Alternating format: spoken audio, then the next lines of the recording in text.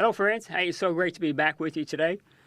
In the studios, we have Jaroy Carpenter. Hey, Jaroy. Hey, how you doing? Good to see you, So glad man. to have you here today. Awesome. Glad Now, to be here. your parents were pastors. Yes. So you grew up in a pastor's home. You're a PK kid. Yes, I am a PK kid. So what was that like? Preacher's kid. A preacher's kid. Some thought perverted kid, but I was really a preacher's kid.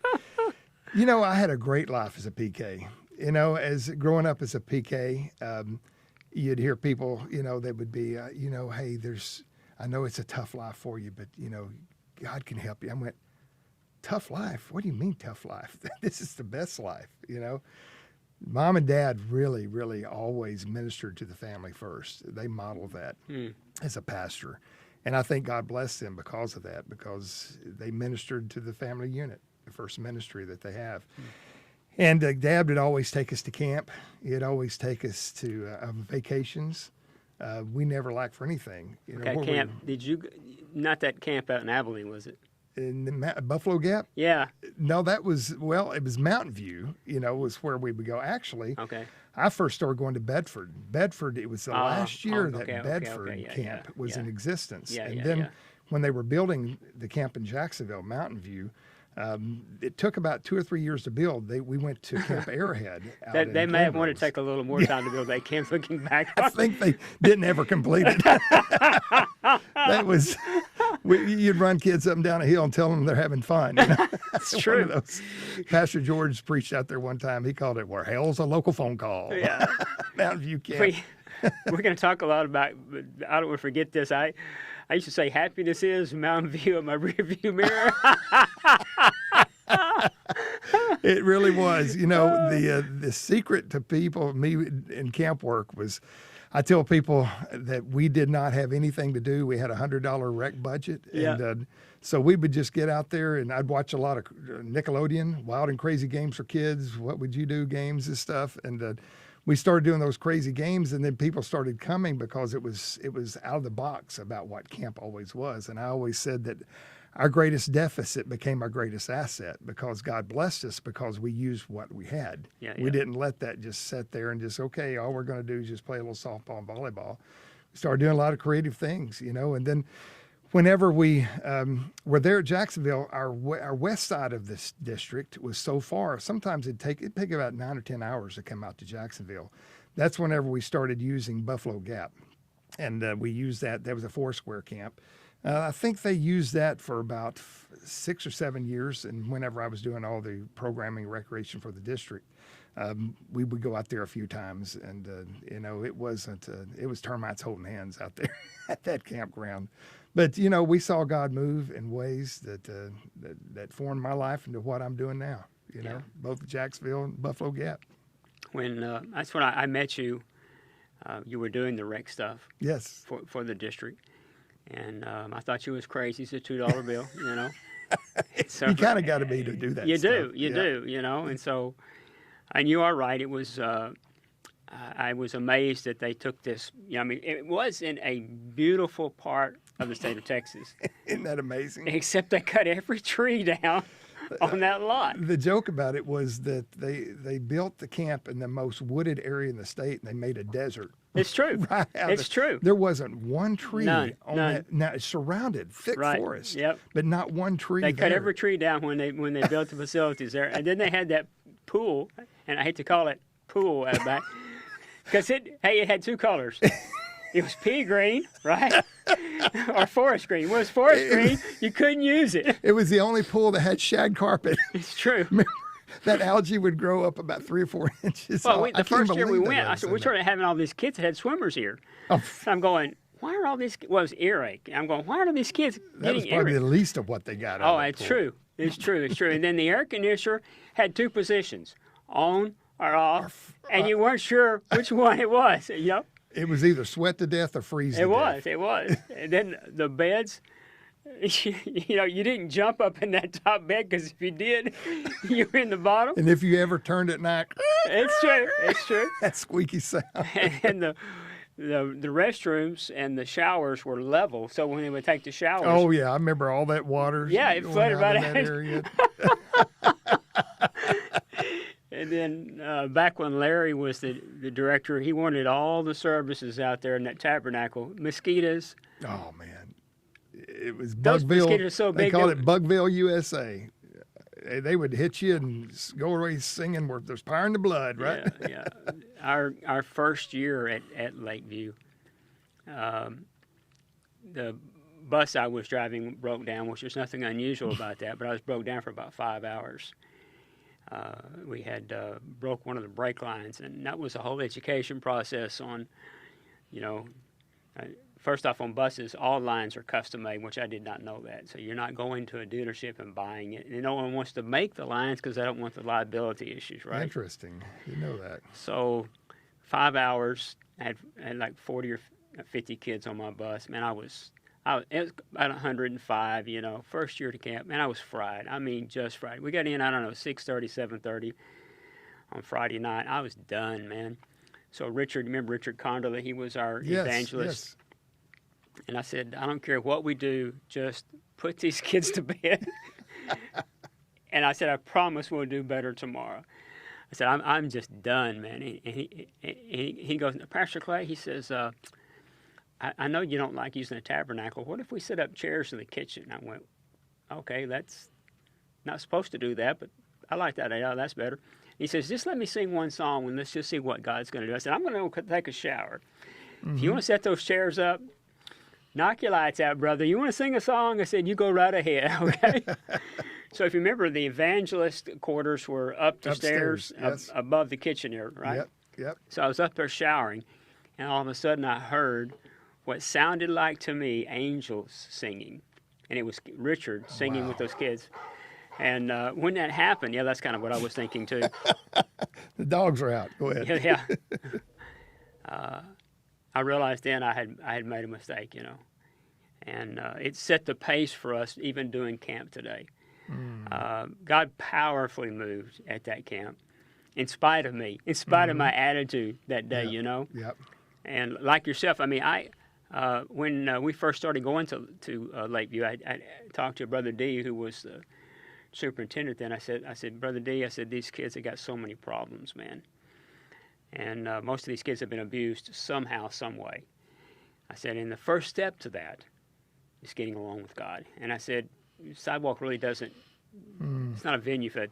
You've got everything going on there, Absolutely.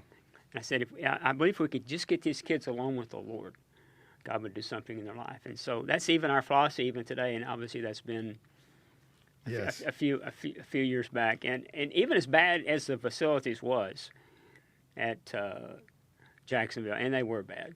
All those things we just talked about, we're laughing now. We weren't laughing back then. It was a glorified chicken coops, I remember whenever I would go out getting ready for youth camp, and y'all would be out there already. Right. Yep. And I remember getting things set up. We'd build obstacle course, things that we would probably be on the evening news if they saw the things that we did called recreation now, the things that we would do, hazing, all kinds of stuff that we claimed was having fun. But I remember those services. I remember y'all in the tabernacle, and I remember that y'all would bring the kids soap. I remember y'all would have those boxes of soap. You'd have towels. Kids had nothing. Right. And I often tell kids, and I tell our staff this too. I said, when you see those kids and you see those buses roll in, understand they don't have an idea what they're about to do. Right. But what happens here truly changes their world and changes their life for good. Right. That's amazing. Yeah. And you never know when it's going to happen. No. Many times it's what you would think, the most unopportune time. Yes. For God to move in your life. And that's one of the things that we have strived with our staff over the years is, first off, don't expect the evangelist, whoever it is, the speaker, they're the ones that's got to make it happen. No. This week, right? Mm-mm. I said, first off, that's not fair to our speaker. I mean, you're putting all this pressure on this person that shouldn't be there, right? Yes.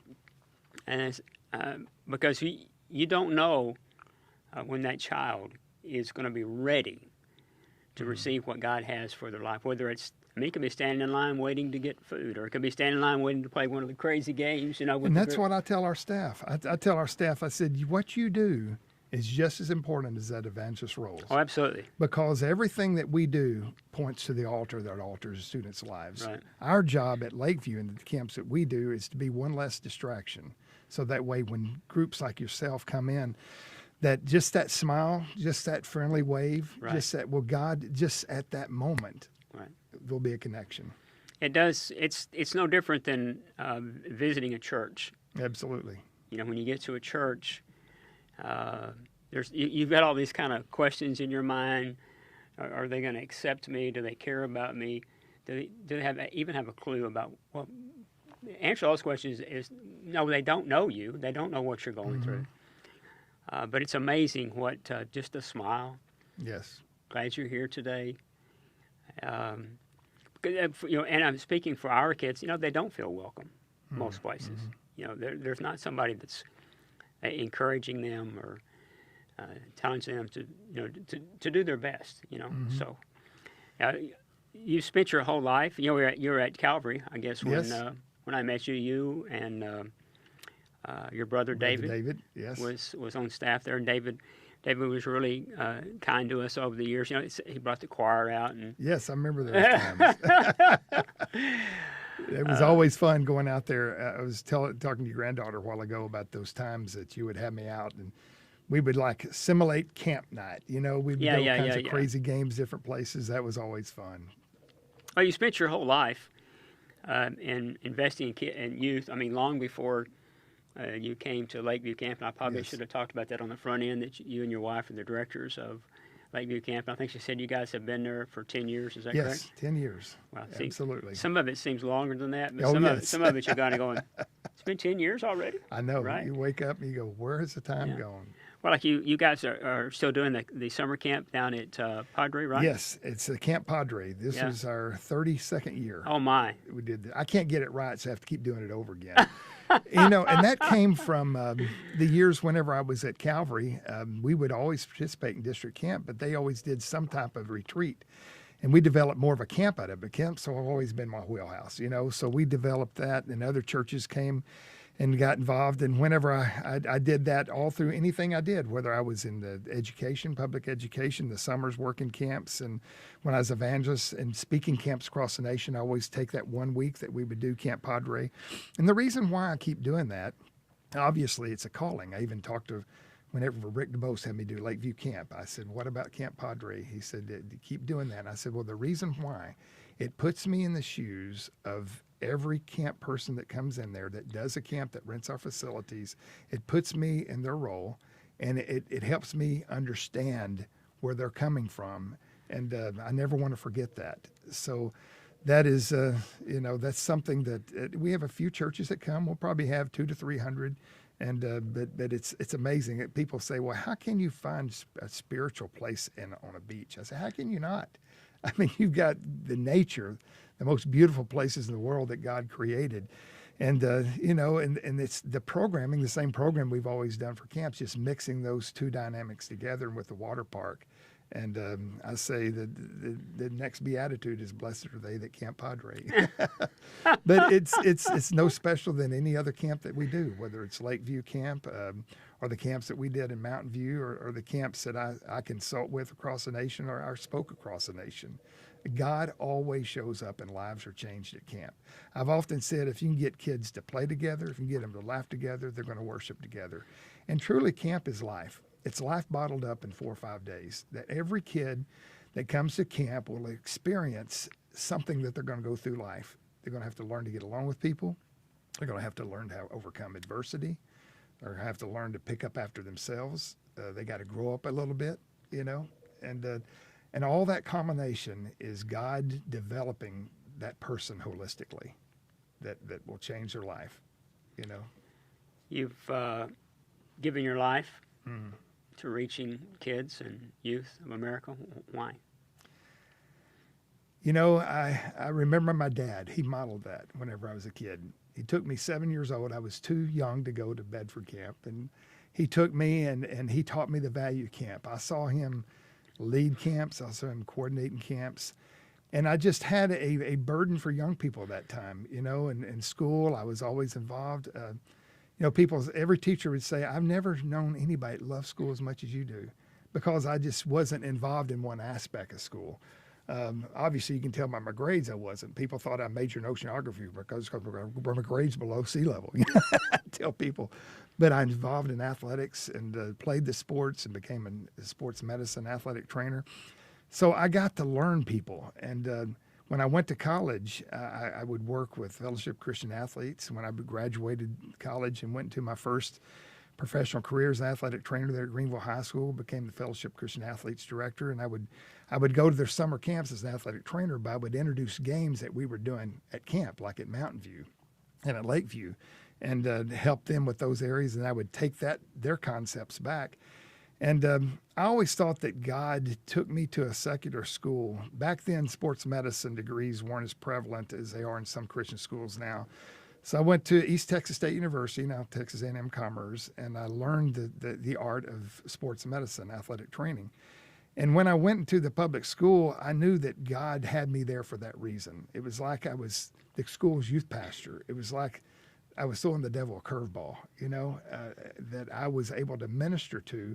Because I was in that environment, I'd tell people I would talk about God, I just wouldn't use his name, And that's what developed my school assembly approach. Because I had so much public school education experience when I started traveling full time, and even when I was a youth pastor, I would go into schools and I would talk about character education, choices, decisions, responsibilities, and I would talk about parables in the Bible. I would talk about God, but I just wouldn't use his name.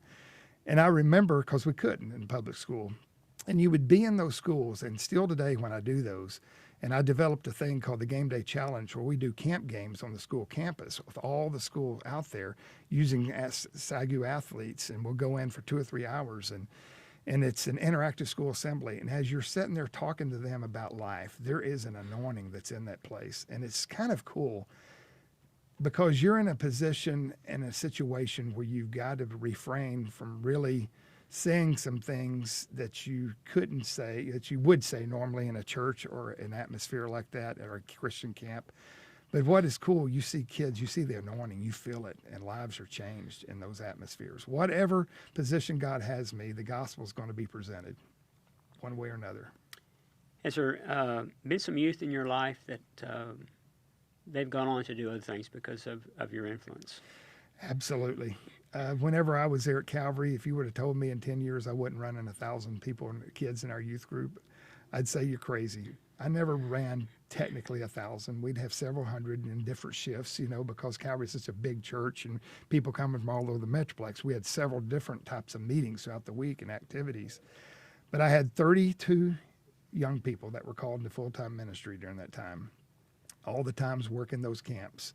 I see those that were in on our rec team. We developed the rec concept, the recreation rec crew concept, that are out doing great things. And it is so cool to see, them doing it. I'll go and speak for them, or when I go see them, or we visit and we talk about those times. And I know this happens to you. They'll bring up things that I didn't even know. I really didn't know that there was anything spiritual going on, but it was. I remember Jay Mooney, which is our National Youth Director of the Assemblies of God, one time, he said, "Jaroy, you truly at heart are a discipler." And I never really looked at it like that. He said, all those young people that have been under your ministry, I just look at it like this, that I know God had a calling on my life. Paul Youngie Cho used to say, how in the world do you build such a great church there in Korea? He said, I pray and I obey. And that's the concept I use. How do you know the will of God? You pray and you obey that will. The will of God's not hard.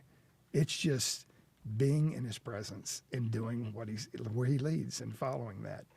And from that, there's so many young people that are now grown up across the nation, across the world, taking those kind of concepts and seeing generations won to Christ. It's amazing. I have seen a host of young people who are Jaroy Carpenter disciples, whether you know it or not. They go, we're going to do rec just like Jaroy does rec, right? So I'm not sure. Okay, is that good news or is that bad news? Well, some people got the anointing, and I've got the anointing. I call it the anointing of the Spirit. Each week, our goal is to give our people a nugget, something they can use that week. And the verse I picked out today was Numbers chapter 11, verse 28. It says, Joshua, son of Nun, who had been Moses' assistant since his youth. Joshua, son of Nun, who had been Moses' assistant since his youth. There's something about investing in this next generation. The things that, Joshua did things that Moses did not get to do. Absolutely. And they happened because he was discipled by Moses. There's probably some guys out there right now, or ladies. When I say guys, I know some going, Yeah, sure. Okay, you need to be generically correct, okay? Men and women, young men, young women. Maybe they're spending some hard times right now, particularly the last few years, you know. Yes. What am I doing? Is it really making a difference? What would you say to encourage them today? Don't give up. In those times when you think God's not working, he's always working. He has a plan. I love one of my favorite scriptures, Jeremiah 29:11. Yeah. Plans, he has plans for you, plans for hope and plans for future and plans not to harm you. I just have, people ask me, they say, how did you stay at certain places long enough? Or that long? How did you do? And I said, in education, when a kid came into my classroom, I wasn't going anywhere and he wasn't going anywhere. We had to work it out. And that foundation that God brought me through really helped me in ministry. Whenever I thought I was at a dead end, when I thought I was against a brick wall, I just knew that it wasn't done. It wasn't over yet. And he that started a good work, he'll be faithful to complete it. The Word of God says in Philippians 1:6. And those are two scriptures I stand upon in my ministry. Yeah. We've, Barbara and I devoted our lives to raising up the next generation. I think part of that, it has to be your attitude too. Yes. We're not just, we're raising up the next generation. Somebody's going to. Yes, absolutely. That's what I always say. I was a young man that was in our youth group and said, I'm not a leader. And yet he was the number one influencer in the youth group. Well, it took me a lot of years to ever convince him, you are a leader. Because what is leadership? Leadership is influence, yes. Right? Yes. So we spent our lives with the goal of raising up the next generation, putting that generation in a position to win. And you've got to know a lot of these kids. Yes. You've seen many of them firsthand because Yes. they've been at camp. You've seen the leaders that God has raised up. As you mentioned, we have camp at Lakeview. I'm not sure if that's good news or bad news, It's always good news. Always good news when Metro's there. Many of my staff say that's a favorite camp of all summer long is when Metro's there. Yeah, I shared with Kim, who was on our program last week. How in the world did you last somebody so good in your life, brother?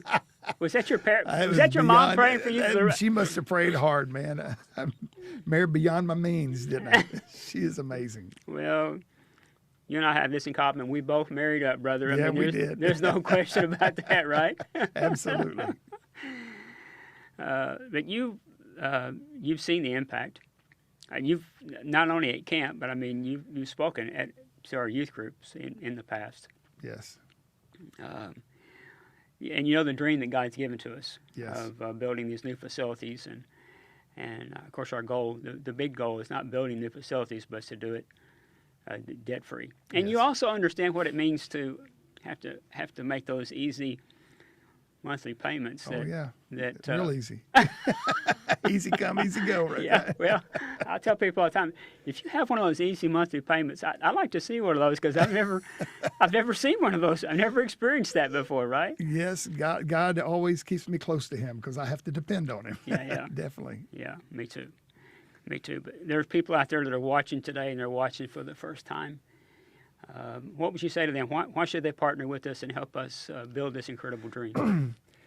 Many, many times, many years, I've seen firsthand the impact of what this ministry, Dallas Metro, has been to a community, to a city, but more importantly, to a child. Because every child that God touches through that ministry has a network that goes throughout aunts and uncles and it just from the outside looking in, when you've done your sidewalk Sunday schools, when you've done those things and you go into their environment, and that was much like me going into the public school. It's like I chose to enter that environment, Right. not just that environment coming to me, but I went in that environment, and you choose to do that. The respect level that is gained through those people and ultimately that community, it truly changes the world, changes their lifestyles.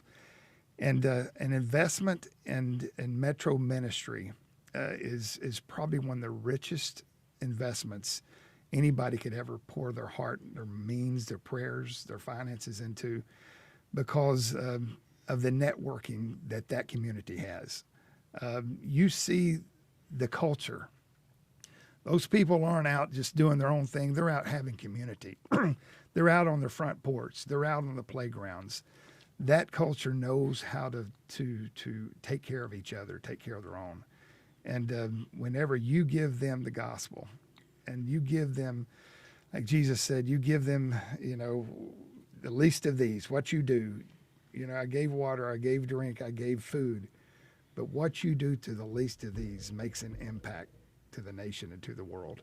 And I've counted it as such a privilege every time that I've ever been able to do anything with Dallas Metro, and especially that yearly camp. I know that camp is going to pay off dividends to increase and populate heaven as much as anything else we do there all year long. I've never thought about winning my city for Christ, and that will surprise most people. It's never been in my forethought. In my forethought's always been, can I make a difference in that child's life?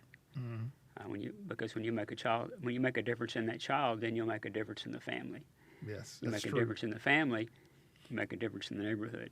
Make a difference in the neighborhood, then you'll make a difference in the city. See, we want to start at the top and hope that it filters down. It doesn't work that way. It doesn't. You got to start at the bottom, invest in them while they're young. We have a group now that's been with us a lot of years, and they've done an incredible job. And they're just missing this one tool in their tool belt, and that's this new facilities. Yes. And we're believing that people are going to, just like you and your team. You guys have been really, really good to us. Thank you for being a friend for a lot of years. Well, thank you for letting us be. I'm grateful for that. If you're watching today and this is your first time, hey, thanks for being here today. We have this incredible dream of building brand new facilities for Dallas Metro. This is going to be a place for all the ministries to be housed, have a warehouse for all our props and household items, food items, and then a prayer chapel. It's going to be open 24 hours a day, 7 days a week, that anybody and everybody can come and be a part of. But our dream on this is not just building these facilities for this next generation. Jaroy spent his whole life investing in the next generation. Barbara and I have done the same thing. We've invested our entire lives, and God has raised up a new generation of leaders. They're out there doing ministry every single day, but they're missing a tool, and that's debt-free long-term facilities. So I'm asking you, go to our webpage today, dallasmetro.org, dallasmetro.org. Click on All In. That's what the campaign's called. And then click on what is All In, and you can see all the pictures, all the drawings of the facilities. And then I'm asking you to prayerfully consider today making a one-time offering, or would you take and make a commitment for the next 12 months to help us see this miracle happen? Hey, it's going to happen as we partner together.